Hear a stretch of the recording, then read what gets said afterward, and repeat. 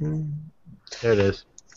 Hey everybody, welcome back to Flat Top Gaming. My name is Kyle, and today we are continuing part 2 of our live play of Star Wars Edge of the Empire under a Black RPG game by Fantasy Flight Games. I am joined once again by our two players, Stanley and Brett. Say hello, guys, and remind our viewers who you're playing as and a little bit about your characters and what's going on. You want to go first, Dan? Sure. I'm Treyesic, a Trandoshan bounty hunter, a hired gun, and God, that's about it. I use a lot of rifles, and I beat people up a bit. So yeah. There you go. Classically done, sir. I am Brett. I play CH1, a droid that has an obsession with perfection, even if that means killing my owners to get it. I am also a weapons class ranged fighter, though capable of melee attack. Can't think of much else. Perfect. Do either of you want to recap what happened last time and catch us up on where we are at this point in the story? God, a great deal of stuff happened.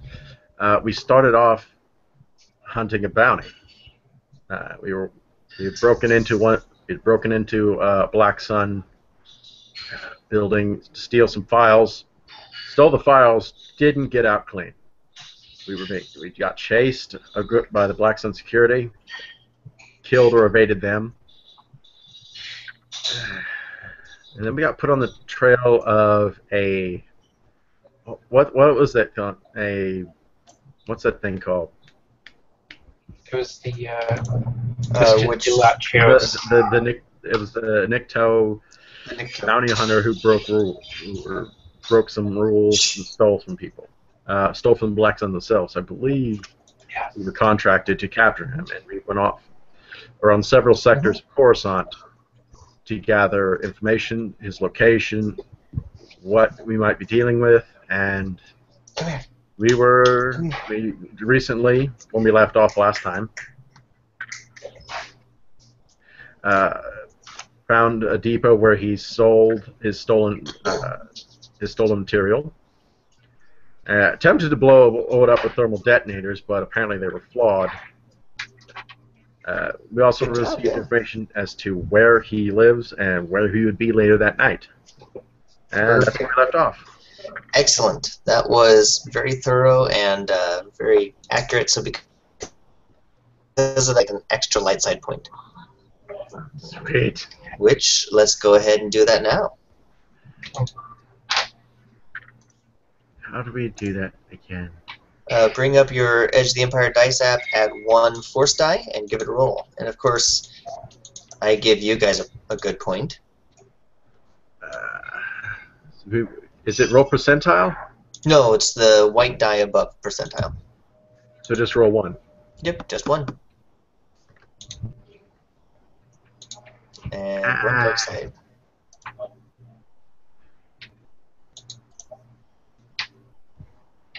And Stan? I've got this. Oh, it's a black. 1 black. 1 dark side point. Yeah. All right. So it works out even. 2 and 2. Okay. So the last we left off, you guys were screaming away from the Zelcom tower in a borrowed speeder, and you both decided to throw some thermal detonators over your shoulder, and nothing happened. But given all the information that you guys gathered, it's now time to actually go and confront Kato himself. How do you guys want to go about doing that? What is your plan of attack? We know where he lives. Yes. Correct. I would suggest scouting out the neighborhood surrounding his home. Okay. As it stands. What about you, Stan? Just kick the door and claw him to death. Get him where he Okay. lives. Well, you guys know. Shock and awe. I approve this method. Well, you guys know that Core Factory, and the Nova Core Factory is an ancient factory that's kind of been a abandoned, worn-down part of town. The factory, for the most part, is automated. There's not a lot of sentient life that comes in and out of the factory. And so you know that he's made his residence inside the factory somewhere. Right. And we did send two Black Sun minions to go scouting, who were supposedly going to keep us apprised, which I'm pretty sure they're not going to do. Yeah, as you are coming towards toward the factory, you see the dead bodies of those two individuals on the pathway leading up to the main factory. Right. Maybe we should like try to find like a back door or something. So like back door and then attack. Yeah. Like so. So you want to go to some sort of back door. Yeah. Okay. So let's see. I don't think I prepped enough. So there are two main areas that you see. There's a landing pad. So if you go to roll 20, I'll reveal the landing pad to you. So there's a landing pad that you guys can touch down on, and there are some offices right next to it with, you know, from the outside you can see large windows that you can peek in and, you know, things along those lines. Nope. Sorry, fellas. Not sure Right, what you came happened. back. That's okay. So was just explaining to Stanley that you know, the two main areas of entrance that you can see are a landing pad, which is over here at A. Come on, how do you ping? Ping, ping, ping. Oh well. You can see over here at point A is a landing pad that you can get to. There's also some offices right next door, and in those offices are some windows up high.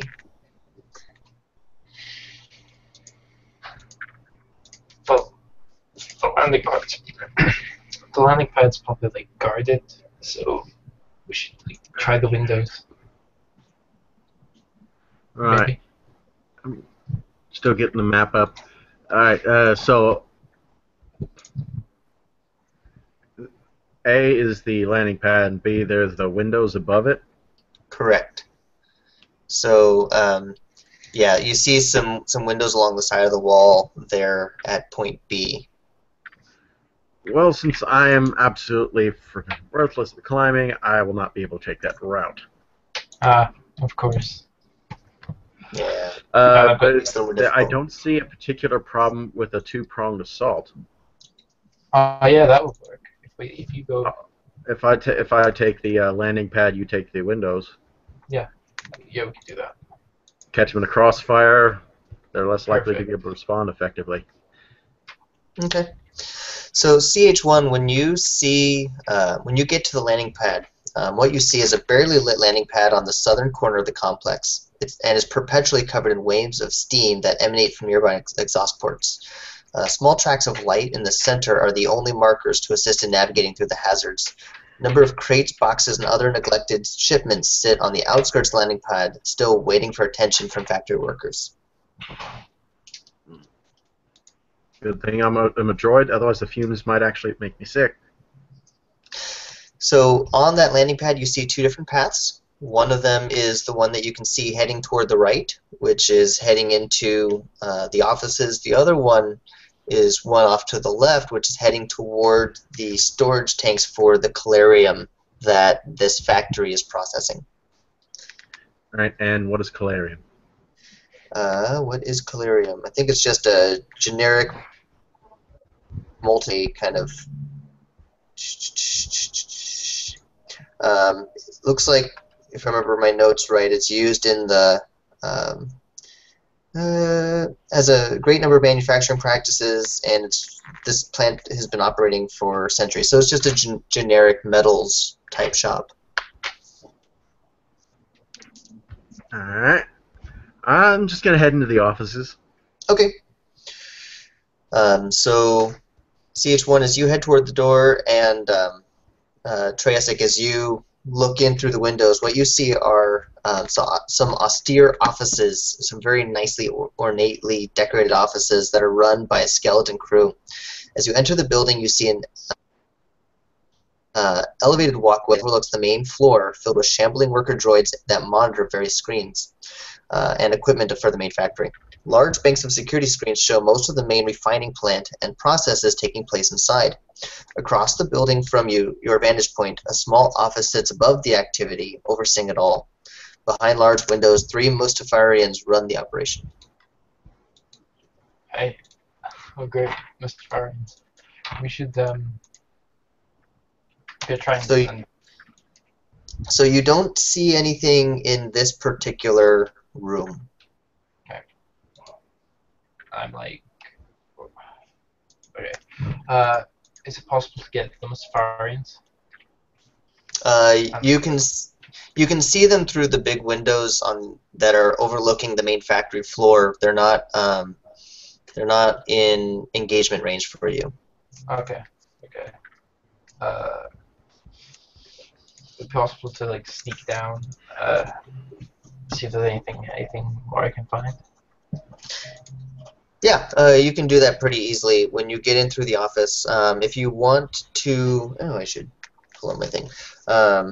If you want to search for any sort of goodies, you can make me probably a perception check. Okay. And make it an average, so 2 purple die. For Stan or for me? Or both? Either. Okay, I've got 2 advantages, a failure, and 2 threats. So yeah.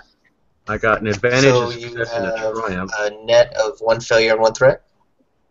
Yeah. Or, yeah. Yeah. Okay. With 1 failure and 1 threat, I'm going to say that you look around, you don't find anything, but the act of trying to find things adds a strain. Okay.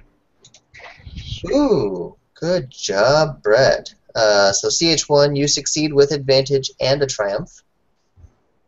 Good job. You? Actually, why don't you describe to us what you find? Now, this is just an office overseeing the operations of the building, correct? Correct.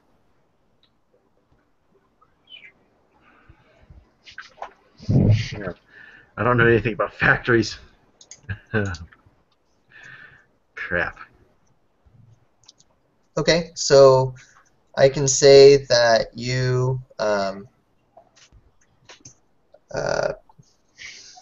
you are able to find a schematic, a computer screen that shows that on the north corner of the factory floor, there's a section of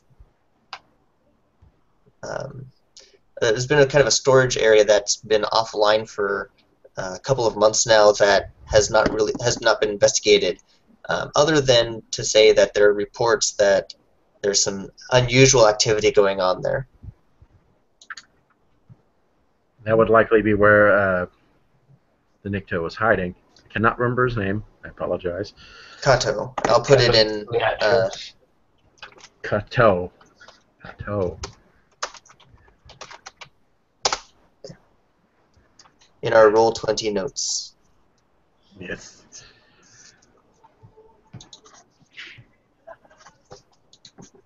All right. And, okay. What next? What do you guys do? Are there security cameras in the area that we could possibly get an overview of? Yes. Make me a hard computers check to utilize them. It's 3 purple. Yeah. Yep. Computer, that would be intellect? Yes. Oh, this is going to go bad. Computer. You're a robot. You should be able to do that. I got... Oh. Botched that. Okay. So... Yeah. Failure and a threat. Okay. So you're... And I'm going to hold on to that threat for now. So if something happens, you guys don't know what it is. I tried turning it off and turning it back on again. Can't I just punch it? You could. That might just damage the computers, though. It may not do much. Mm-hmm. Well, since that isn't going to work, okay. What did you see, Stan? I didn't see anything because I was like. Well, you were peering through a window. While you were peering through the window. Through the window, there was a lot of droids, and there was like these two Mustafarians in charge, looking through them in the factory walls. But that's why then I failed my perception. So what is the? Would we know the chances of these droids perceiving us to be a threat? As of right now, they don't. You know, there are occasional visitors that come and go. You know, maybe you are guests of the factory owners, things like that. So at this time, the droids don't pay you any attention. That's a good idea, actually. We should just go in and act like we're important guests, and like random health inspection or inspection sorted. So let's just go meet the Mustafarians, because there's no way we're going to be able to hack or trade anything. We remember how well that went last time. Oh yeah. So you want to head into the main plant and head toward that control tower? Yes, indeed. Okay. Let me zoom other out. And display for you guys to see the plant floor. So before you see all of this.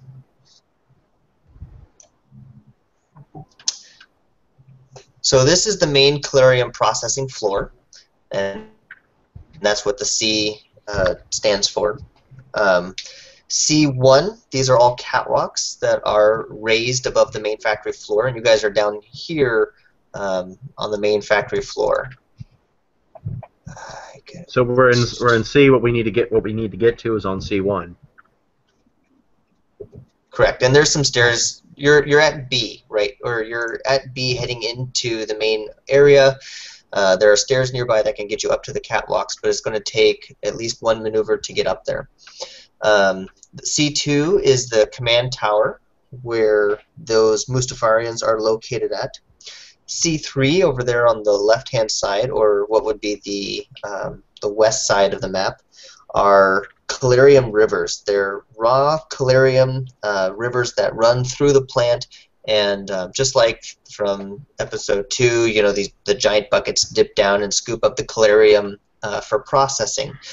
If for whatever reason you happen to fall into that Calarium river, you instantly die. Just throwing that out there. Okay. Don't mind it, but just know that that's the thing. Actually do an episode 2 and start running along the conveyor belts. I mean, you can. You know, there's just going to be a couple red dice involved. C4 are Calarium cooling tanks, and so that's what takes the molten Calarium into not molten Calarium. And so... But they would be pressurized as hell. Mm-hmm.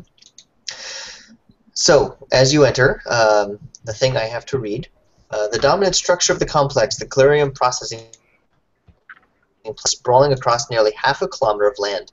Repulsor-lift sleds come and go from large hangar doors as crates of processed ore move out of the facility and empty crates return to be refilled. Inside, rivers of molten Calarium run through artificial canyons as gigantic crucibles dip down to extract the material for the next stage of processing. Catwalks crisscross the entire building. many filled with droids tirelessly checking gauges, readouts, and screens. Intense heat permeates the area, making it obvious why only droids are assigned this grueling work. So, while you are inside this room, it's incredibly hot, and what I need you guys to do is make me an average resilience check. And resilience is based off of your brawn skill, if you don't have training in resilience. Trandoshans are naturally resistant to heat, so they actually should be all right. And I'm inorganic, so that should actually help me out. So why don't you take a boost die, a blue die as well for you are a droid, so you're not as you're not feeling pain from it. You may still have complications though from the heat and being metal.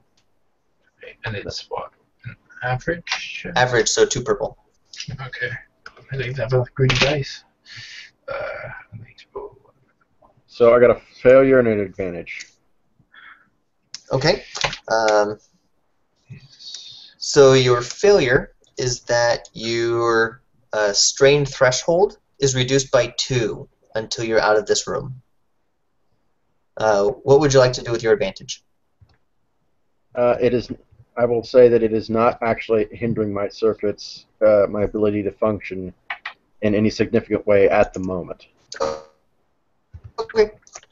In fact, I would almost say that that's not really an advantage. Yeah. Actually, you're right. No, it is. That works. Yeah. Treyasek, what did you do? I got the threats are equal to the advantages, are they, or which are threats equal to? Threats and advantages cancel out. Correct.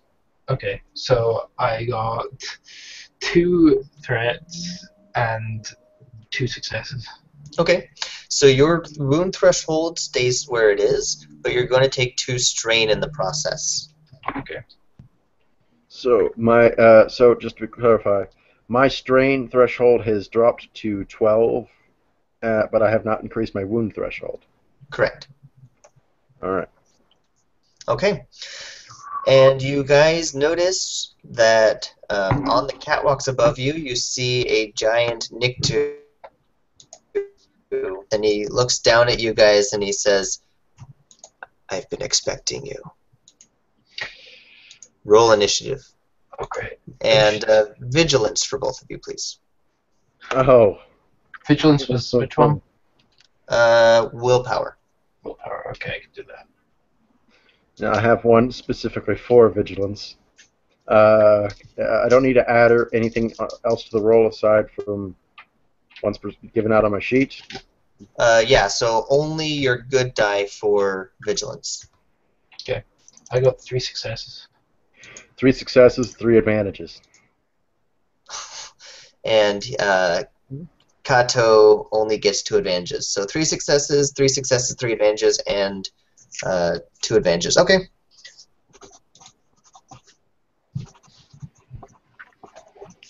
Alright, so I get a PC slot first.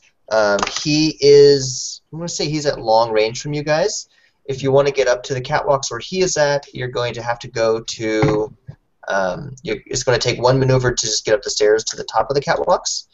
And if you want to do anything else. And as a reminder, since it's been a couple months since we played, you get an action, which is anything that involves a dice roll, a maneuver, and you can get a second maneuver either by taking 2 strain or you. I'm sorry, could you repeat that? Your audio cut for a second. Yeah. Sure. So you get an action and a maneuver. An action would be anything that takes a dice roll, and your maneuver is anything else. So drawing a blaster, moving between range bands, things along those lines. If you want to take an extra maneuver, you can have up to 2 per turn, but you either take 2 strain or you spend your action to do so. I'm going to move in closer. Okay. So because he is at long range, if you want to close to medium range, that's going to take 2 maneuvers to do so.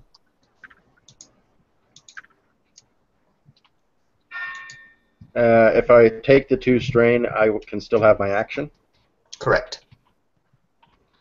I'll do that. Okay. So that will. So you've moved now to medium range. You're up on the catwalks, and you've closed on him a little bit, and you can still take your action. All right. Quick question. I still had some leftover strain from the last session. Do I keep that, or do I get rid of it? Go ahead and get rid of it. I'll Great. just because I'll say some time has passed, you've gotten to rest. So yeah, we'll reset on the strain. But Treyasic, remember to still keep your 2 strain that you got from your failed resilience check. Yeah. Yeah. 3. And I want to take a pot shot at this guy. Okay, make me an average ranged light attack. Or average ranged attack, whatever weapon you're using. It's a heavy. It's a blaster rifle. Quick closing out on me. All right.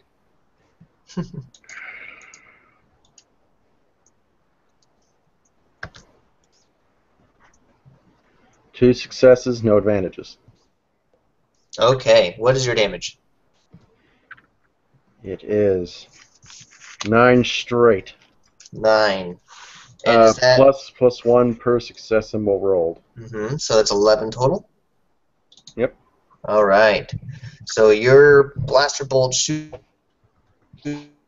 strikes him kind of in the shoulder, and you can see it burns him a little bit, but he's still standing and still okay. Treyasic. I've got a long range blaster, so I'm gonna shoot him as well. Okay. So that's just my. Yes, because in case anyone thinks that we forgot, he did. Treyasic did loot a blaster rifle out of the warehouse that we just at. Yes. So I'm not stuck in my slug for. Yes. With a long range shot, that's 3 purple. That's a hard shot. Or a long range shot, so it's 3 purple. Okay, I'm probably gonna make this now. Okay, that is a 1 success and 1 advantage.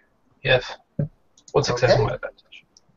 All right. So, what would you like to do with your advantage? Advantage. I perhaps shoot him in shoot him somewhere that would cripple his further shot. So right in the arm, maybe to put his aim off. Okay. So what's going to happen mechanically is he'll get a setback die to his next action. How much damage does your blast rifle do? It does 9. Does 9 plus you had 1 success? Plus 1 success, so it does 10. 10. Okay. So when your shot reaches out to him, it hits him in the same arm that was hit before, so he's really kind of just in pain on that side, and he'll take a setback die to his attack. Do you want to use your maneuver, or what would you like to do for your maneuver? Maneuver, is it possible to get, I can't get to medium range, so I'll just move to cover, maybe? That'll be cover, yeah. Okay. You could get to medium range if you take 2 strain, but if you don't want to do that, then yeah, you can get to cover, which would add a setback die to any attack against you. Yeah, I'm gonna rush to cover. Okay, you do that. So you find some crates nearby and you duck behind them. Okay, so he's going to attack, and he sees a nice a droid that's close within range. So he's going to go ahead and shoot at that droid. And he's going to take that setback die for that. And he gets 3 advantages and a threat. Alright, so he's going to hit you for 10. What would you like that threat that he has to be? Does that work the same way as me getting an advantage? Can. It can.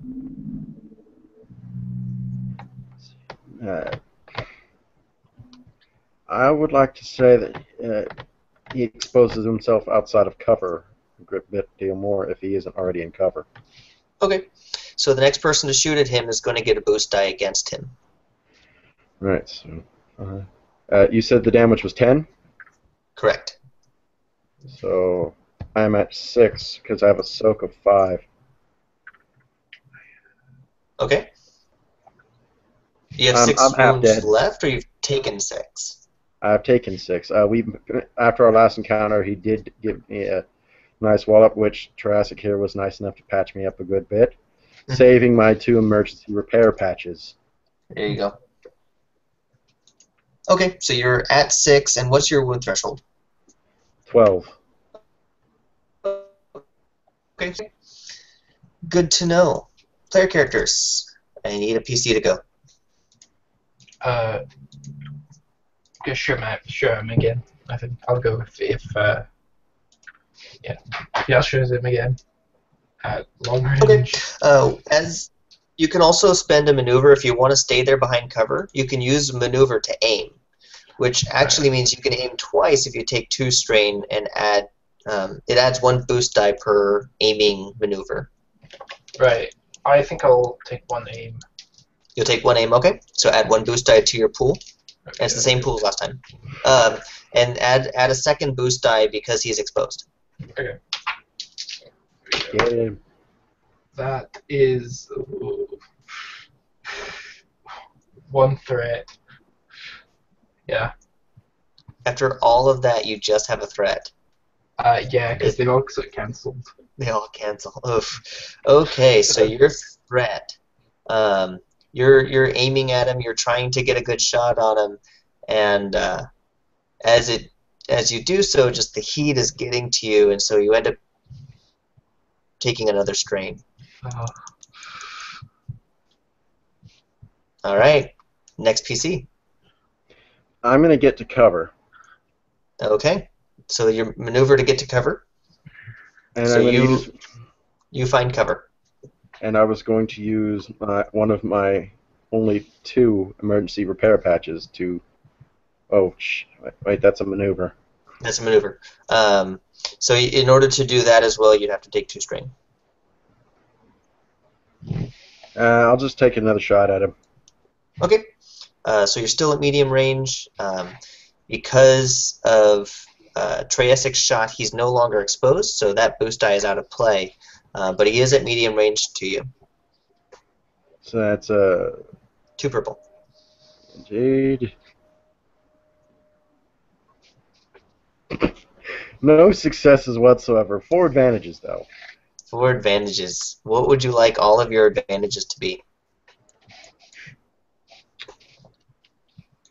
He's up on a catwalk, correct? He is on the same catwalk as you are. So he's medium range down from you, but you 2 are both on the same level.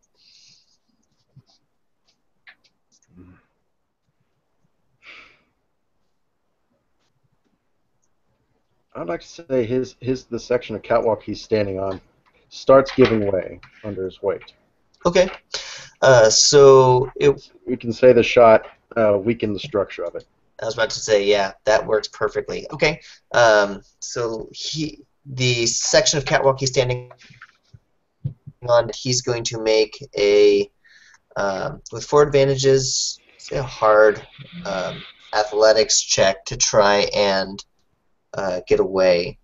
He's not trained in athletics, so... Or coordination. What's coordination? Same pool either way. Okay, so he's able to get off that section of catwalk before it collapses, but in the process he kind of gets hung up a little bit, so he's not really... he jumps and dives and grabs onto the stable section of catwalk is where he's at, crumbles down into the calarium below, but he is definitely exposed and out in the open, and the next shot against him will take a boost die. But in the meantime, it's his turn, and so he's going to take a maneuver to stand up, and then a second maneuver, so he's going to take 2 strain. Yeah, so second maneuver to get behind cover a little bit, and he's going to take a shot at you, CH1, since you're the only one that's within range from him. Right. Right. He has medium range weaponry. He does. Seriously? Seriously? Alright, so his advantage is that he is no longer exposed and out of cover, so the boost die you would have had doesn't count anymore. But he misses you, so he starts shooting over his shoulder at you out of cover, and he's trying to hit you, but it just all keeps going past your head. So he is in cover, and so he's going to have a setback die this turn. Or if you guys shoot him this turn. He has a setback die? You guys have a setback die. Oh. Alright. And that'd be the red ones. Right. Wow.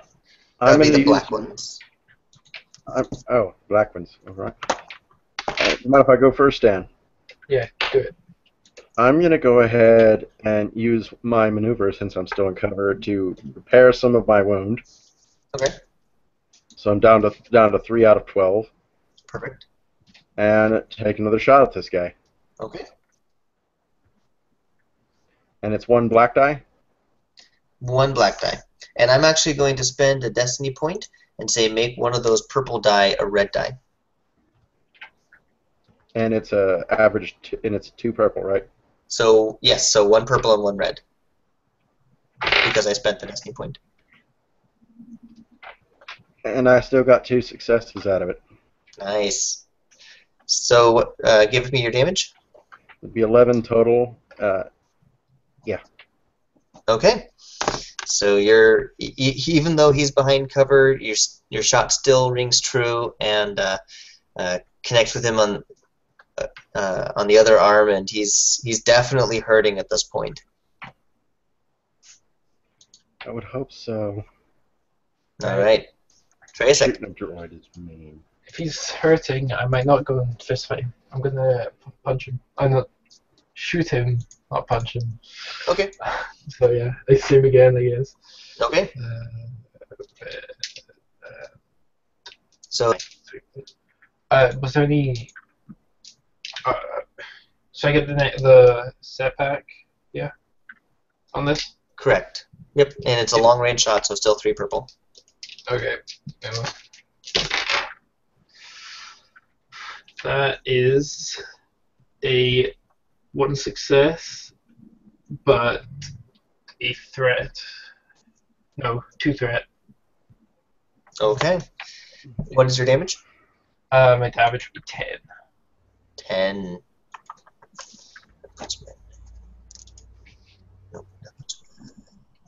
Okay.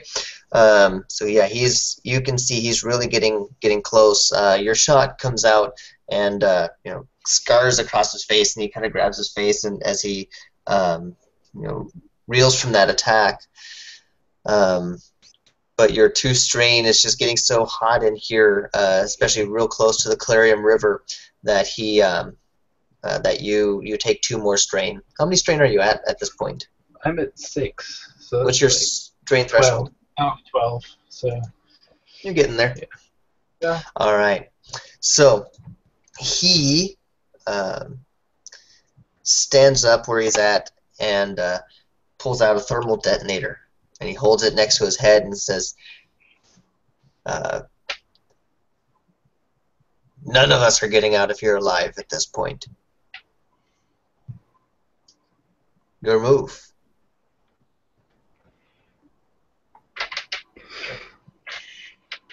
I'd like to shoot the catwalk under his feet. Okay. Do I still get a setback? You cut out. A black die? Do I still get a black die? So let's make this a reaction timing. So which one of you goes first? And let's do a. Why don't you roll me a hard vigilance check? That's a 3. 3 purple. Oh, Be it's careful and play the same thing. will power. So there you go. I have a triumph, 2 threat, and 2 successes. Excellent. So the triumph, with the triumph and the successes, you definitely get your shot off before he does anything with that thermal detonator. So, in fact, so make your shot. Roll for that. I'm He's still medium at range. Okay. Another triumph, a success, and 2 threat. So you're shooting the catwalk and not him? Yes. Okay. I'm trying to drop him into the clearium. Okay. So your shot hits the catwalk. At the same time your shot hits the catwalk beneath his feet, his thumb presses down on the thermal detonator, and it, instead of going off and setting in time for him to throw it, it goes off right in his face. All you see is just this cloud of smoke and this bright light just incinerate everything that's within short range of that thermal detonator going off. So, unfortunately, you don't get to watch him drop into the clearium, but you also don't have anything left to look at. And being a droid, I can still collect on my bounty because I have recorded evidence. Oh, good. I was about to say. Let's I say. like it. I like it. Yeah. I wasn't gonna risk my life if we had no money. What would I do A without huge my money? disappointment.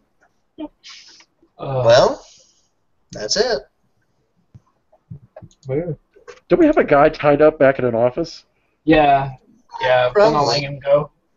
We beat up a guy and like locked him up, but we're not killing him. We chained him to a radiator. Yeah. Yeah, I think he's probably been discovered by now, and you guys probably have a couple of bounties on your heads now as it is. Great. No, we dropped him off with our contact on Coruscant, the guy who hired us. Oh yeah. He was in the Is that? He was that guy who back at home. at the bar tried to jump us. That's right. Yeah. Kept hiding crap from us. Mm-hmm. So yeah. All right. Well, good job. Too bad we didn't have enough time to just finish this last time, but that was it. So, I wanted to spend the rest of our time, spend a few minutes asking you guys. This was the first time either of you played Edge of the Empire. What did you think about the system, about the rule set, and the dice, things like that? What are your thoughts on the system? The system works well, in my opinion. It leaves it dynamic. It really lets the player get involved in it occasionally, as we know. The player isn't always going to know what to do, so narrative help is warranted occasionally. The die always keeps it fresh, so even if something goes right or wrong, there are consequences to what happens. Yeah, you had 2 triumphs there in the last 2 rolls of the game.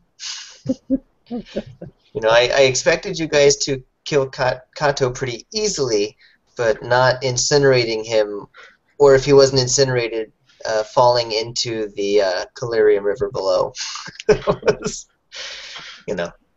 I wanted to drop him into the lava river.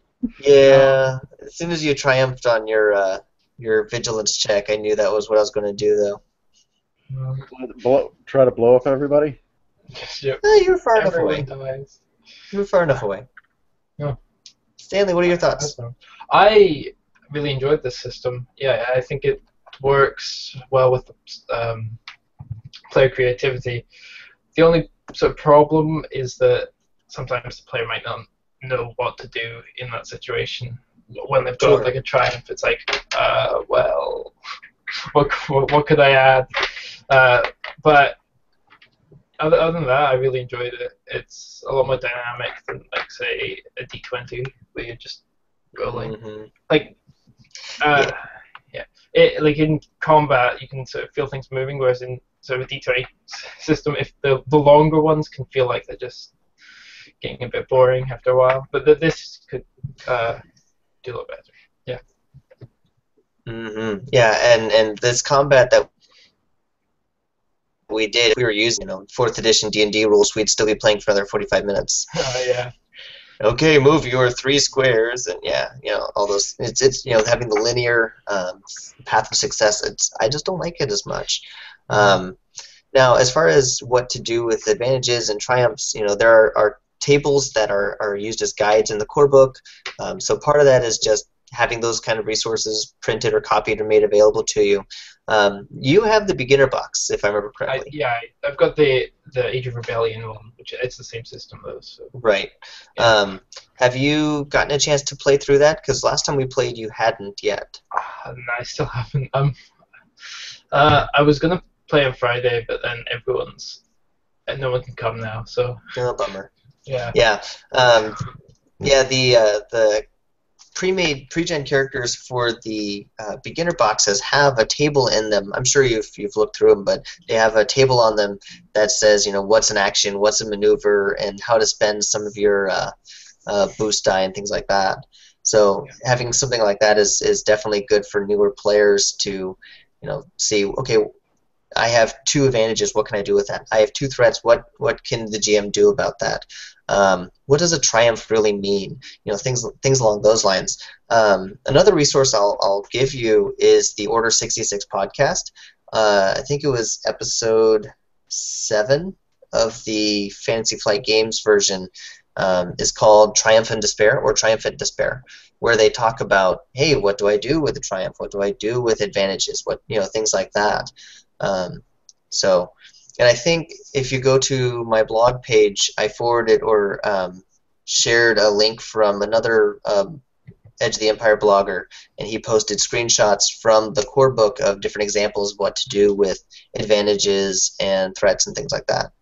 So, but yeah, it's just being exposed to what those resources are out there. Okay. Yeah. So, any last thoughts? Be cool to turn this into a long-term campaign. I just know I can't commit to that at this point. But any other final thoughts from you guys? If we can get it together, I would like us to be able to do this more frequently. Because honestly, I love the system to death. It is far too much fun. Mm-hmm. Especially for us Star Wars nerds and the ramp up to Episode 7 coming out. Oh yeah. Yeah. Oh, God, I hope they don't. If they screw that up as well as the new Battlefront game, I'm just gonna cry. I'm gonna cry in my roach-infested corner. Disney and EA are separate though. Like EA sucks. Disney's pretty good. So the movie will be good. Oh, yeah. The game might not be. You did hear that they took out the single player. Yeah, they took out pretty much everything. I'm pretty annoyed at that, but all the fun things about it feel too. It'll all be DLC now. And I'll have to get Origin to play it. So there you go. All right. Well, thank you guys very much for making the hour and a quarter or whatever it was to finish this session. I'm glad we finally got to figure out what happened at the end. And to all of our viewers at home, thank you for watching, and we'll see you again next time.